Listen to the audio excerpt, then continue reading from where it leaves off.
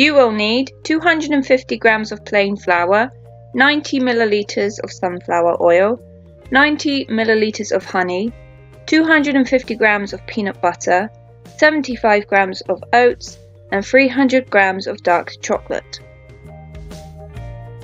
In a large bowl, mix the peanut butter, oil, and honey with an electric mixer until blended. Thoroughly mix in the flour and oats. The mixture will naturally go lumpy, so you may have to finish mixing the dough by hand.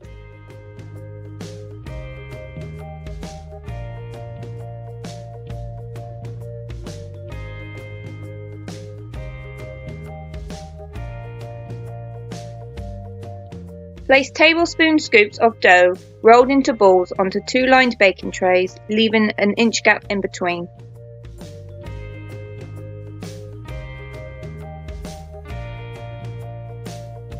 Using the back of a fork, gently flatten the cookies.